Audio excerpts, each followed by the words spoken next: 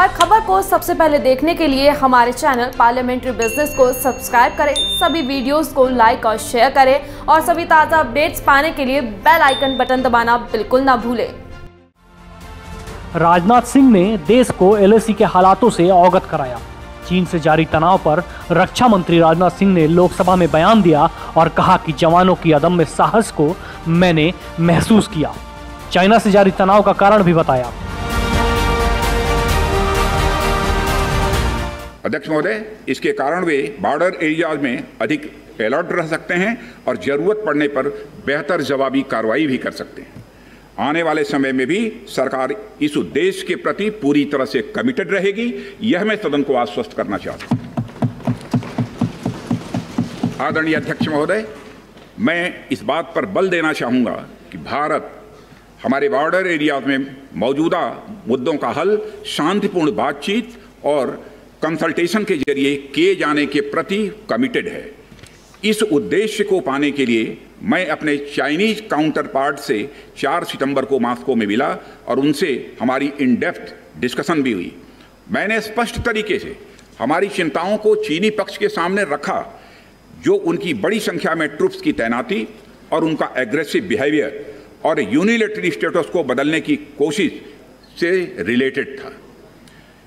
मैंने यह भी स्पष्ट किया कि हम इस मुद्दे को शांतिपूर्ण ढंग से हल करना चाहते हैं और हम चाहते हैं कि चीनी पक्ष हमारे साथ मिलकर काम करे। वहीं हमने अध्यक्ष महोदय यह भी स्पष्ट कर दिया कि हम भारत की सॉवरेनिटी और टेरिटोरियल इंटीग्रिटी की रक्षा के लिए पूरी तरह से डिटरमिन्ड हैं।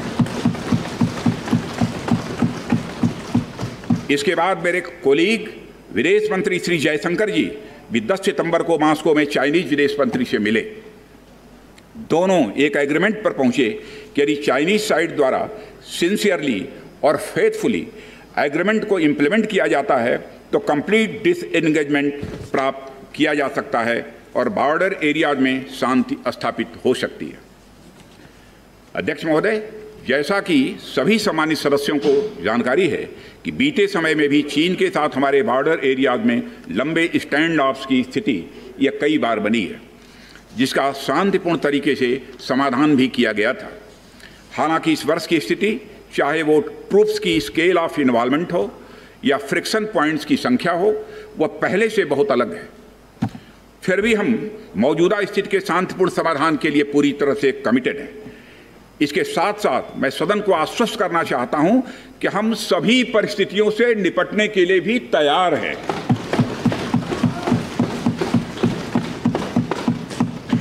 अध्यक्ष महोदय, इस सदन की एक गौरवशाली परंपरा रही है। दोहराना चाहता हूं अध्यक्ष महोदय कि सदन की एक गौरवशाली परंपरा रही है कि जब भी देश के समक्ष कोई बड़ी चुनौती आई है तो इस सदन ने भारतीय सेनाओं की दृढ़ता और संकल्प के प्रति पूरी अपनी एकता और भरोसा दिखाया। साथ ही सीमा क्षेत्र में तैनात अपने बहादुर सेना के जवानों के शौर्य, पराक्रम और सीमा की सुरक्षा के प्रति उनकी प्रतिबद्धता पर पूरा इस सदन ने विश्वास व्यक्त किया है। अध्यक्ष महोदय और अध्यक्ष महोदय, मैं आपको यह विश्वास दिलाना चाहता हूं कि हमारे आर्म्ड फोर्सेस के जवानों का जोश एवं हौसला बुलंद है, इस पर किसी को संदेह नहीं होना चाहिए।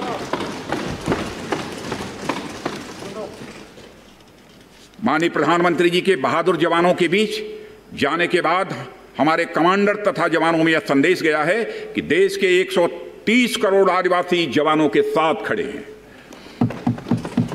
उनके लिए बर्फीली ऊंचाइयों के अनुरूप विशेष प्रकार के गर्म कपड़े, उनके रहने का स्पेशलाइज्ड टेंट तथा उनके सभी अस्त्र शस्त्र एवं गोला बारूद की पर्याप्त व्यवस्था की गई है। अध्यक्ष महोदय, हमारे जवानों का यह संकल्प सराहनीय है कि दुर्गम ऊंचाइयों पर जहां ऑक्सीजन की कमी है तथा तापमान 0 से नीचे है, उनके उत्साह में कोई कमी नहीं आती है और वे सियाचिन, कारगिल और आदि ऊंचाइयों पर अपना कर्तव्य इतने वर्षों से लगातार निभाते आ रहे हैं। और अध्यक्ष महोदय, मुझे इस गौरवमयी सदन के साथ यह साझा करने में यह कतई संकोच नहीं है कि लद्दाख में हम एक चुनौती के दौर से गुजर रहे हैं और मैं इस सदन से आग्रह करना चाहता हूं कि हमें एक रेजोल्यूशन द्वारा पारित करना चाहिए कि हम अपने वीर जवानों के साथ कदम से कदम मिलाकर खड़े हैं। पूरा सदन अपने वीर जवानों के साथ कदम से कदम मिलाकर खड़ा है, जो कि अपनी जान की, अपनी जिंदगी की बगैर परवाह किए हुए देश की चोटियों की ऊंचाइयों पर विषम परिस्थितियों के बावजूद हमारी भारत माता की वह रक्षा करते हैं। यह समय है जब यह सदन अपने सशस्त्र सेनाओं के साहस और वीरता पर पूर्ण विश्वास जताते हुए उनको यह संदेश भेजे कि यह सदन और सारा देश सशस्त्र सेनाओं के साथ है, जो भारत की संप्रभुता और अखंडता की रक्षा में लगातार जुटे हुए हैं। बहरहाल राजनाथ सिंह ने सदन में एलएसी के हालात से अवगत कराते हुए चीन को चेता दिया और कहा कि अगर सीमा पर कुछ भी गलत किया तो उसका अंजाम भुगतना होगा। और साथ ही ये भी सदन को बताया कि एलएसी पर चीन ने सैनिक और गोला बारूद इकट्ठा कर लिए हैं, वहीं हमारे जवान भी किसी भी स्थिति से निपटने के लिए तैयार हैं। Bureau report, parliamentary business.